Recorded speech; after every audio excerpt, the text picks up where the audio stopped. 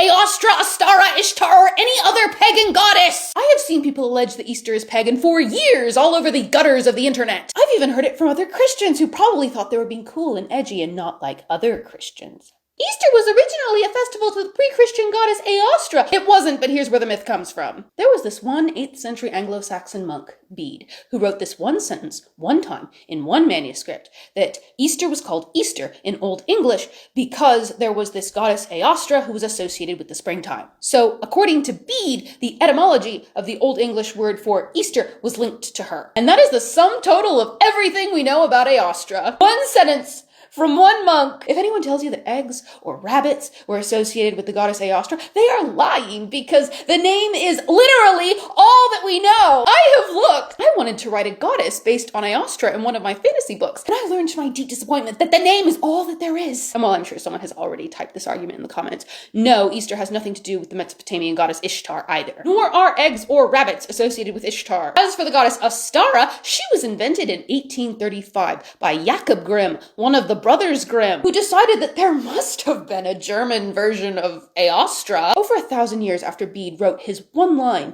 in one manuscript about Aostra. Jacob Grimm read that one line and decided that because reasons there must have been a German version of this goddess that he called Astara, who must have had a pre-Christian cult and who must have been associated with rabbits and eggs. Again, the oldest, earliest, first mention of Astara is from a guy in 1835 who was guessing about religion in ancient Germany. Some other German guy named Adolf Holtzmann later claimed in 1874 that in his personal opinion, Easter rabbits and Easter eggs must have been associated with the goddess Aostra. And way too many people have taken that as more than a guess, which it was a guess. I don't know why German folklorists in the 1800s were creating so much misinformation about pre-Christian religions, but they were. The thing is, we can't even prove that Aostra existed. Bede, or the Venerable Bede, was kind of like the Herodotus of Britain, and he wrote mainly about the 7th and 8th century Christian conversion period. Bede is immeasurably valuable as a written resource for that time period, but he was just one guy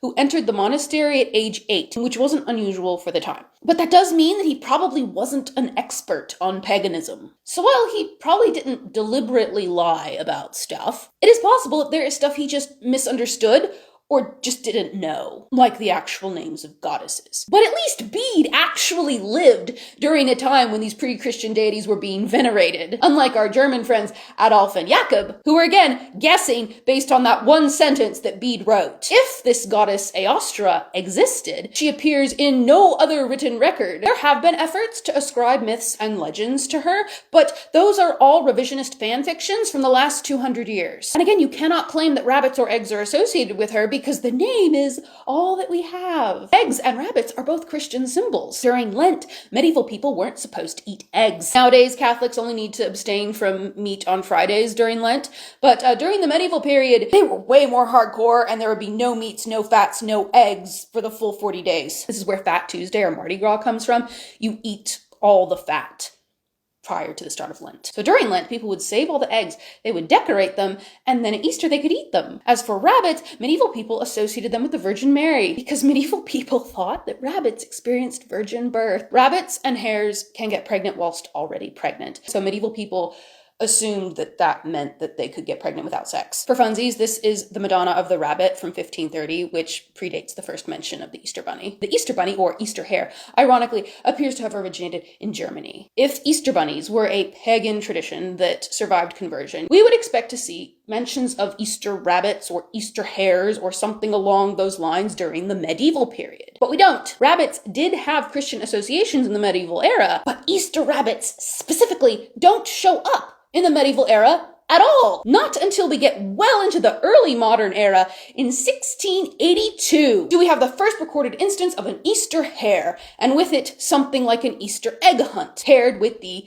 Christian holiday. The Easter hare is described as being a local tradition in modern-day southwest Germany by this guy with a very German name that I'm not going to try pronouncing. Now, the Easter hare seems to have been a regional tradition that took time to spread, but again, never mentioned anywhere until the 1680s, roughly 1,000 years after the conversion to Christianity. If these actually were pagan traditions that had survived from the pre-Christian era, there would be some hint of them closer to the pre-Christian era. But there aren't. So we have all these people convinced Easter is a secret pagan holiday because of two folklorists who everyone took way too seriously. Easter is a Christian holiday that originated in 1st century Palestine. It had already been celebrated by Christians for over 600 years before the one and only mention of Aostra appears in the historical record. And as a reminder, Ostara was Aostra fanfiction from 1835. And again, there is no basis for believing that the Mesopotamian Ishtar had any association with rabbits or eggs either. I have a friend, Eli, who has done way more research into Ishtar specifically, and I will share her video if she decides to do a deep dive on this topic. Easter is Christian and always has been.